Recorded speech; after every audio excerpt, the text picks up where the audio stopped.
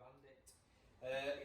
It's still got the standard headers on there, and we have got just an aftermarket end cam, so just to make it a little bit louder. So it's been in for a full ECU REMAP. These models are quite restricted high end.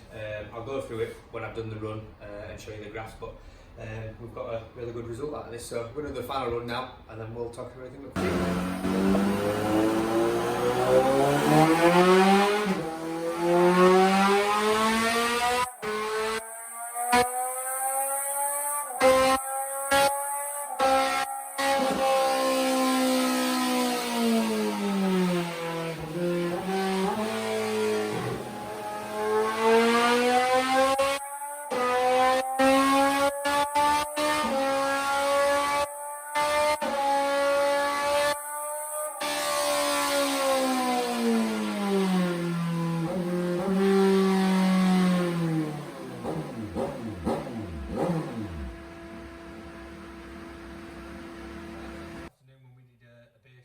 Just over 104 brake horsepower.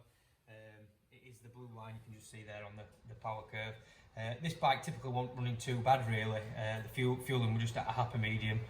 Just typically, as you see, just a standard bike, making really good smooth torque, making torque pretty early on, peak torque for a bike like this. So what we've done is we've removed all the restrictions, the secondary throttle plate restrictions, which you can see here, just from about 7,000 revs right up to 8,500 revs just about here. It's a really big restriction, really holds the bike back getting to that red line. Taking them out.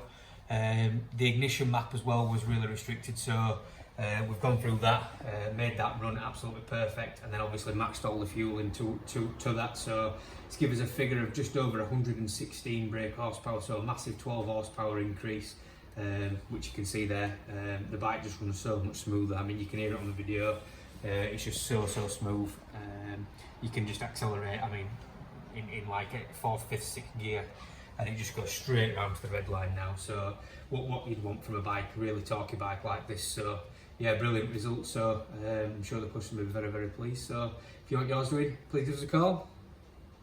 Right, so when we did a base run this morning, we had just under 112 horsepower, so 111, which is really good horsepower from a bike that's not being mapped just with a full system on. Really good horsepower. They tend never to normally make over 110 horsepower, so really good horsepower as a base figure. So we've then removed all the restrictions, as you can see here.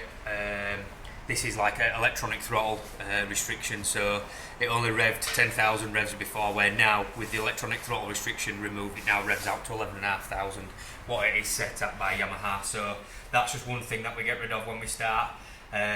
Just take the restrictions out, the ignition map as well, just makes it run a lot better, a lot smoother.